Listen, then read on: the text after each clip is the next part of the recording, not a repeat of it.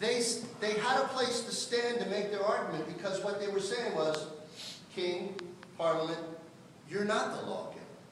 There's a lawgiver above you. There's a transcendent law. There's a moral law. There's a higher moral law above you, to which the king and the Parliament has to answer.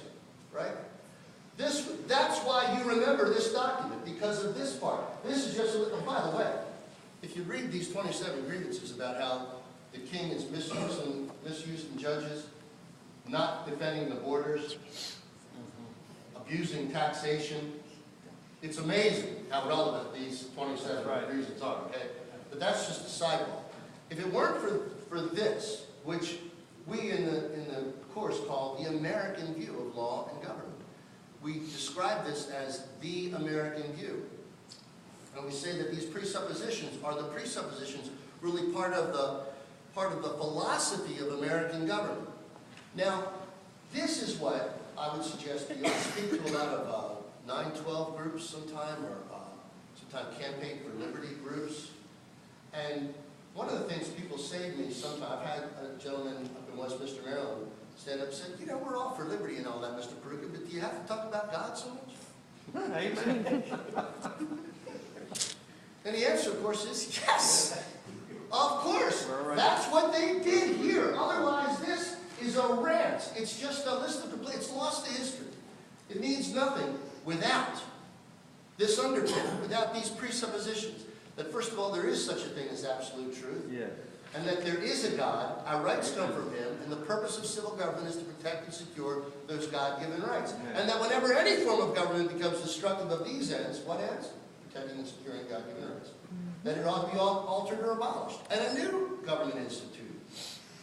Right? So that's the argument that this sets out. Now, this is lost to the libertarian view.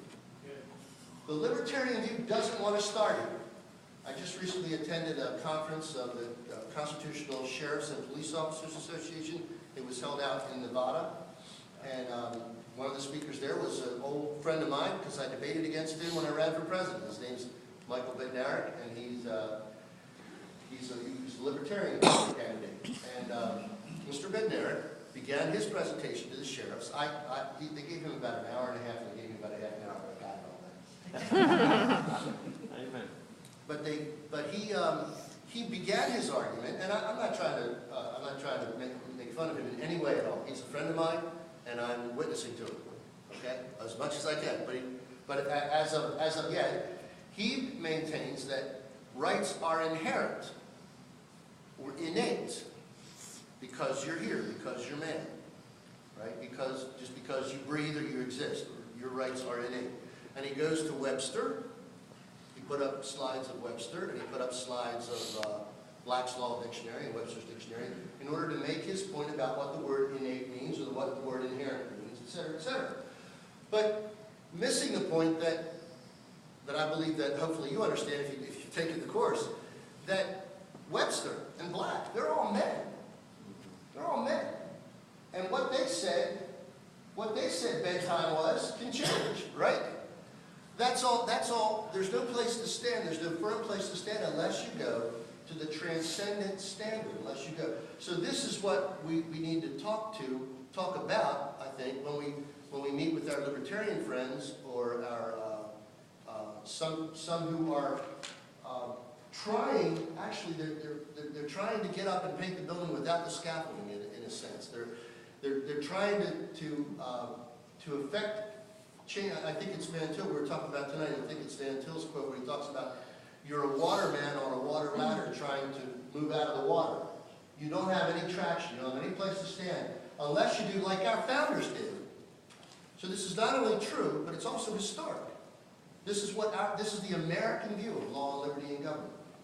I happen to agree with not only with the philosophy of it and the biblical underpinnings of it, but you can agree or disagree with me personally, but you can't disagree that here's the document. This biblical worldview is contained in all the documents of our founding. It's reflected in all the documents of our founding.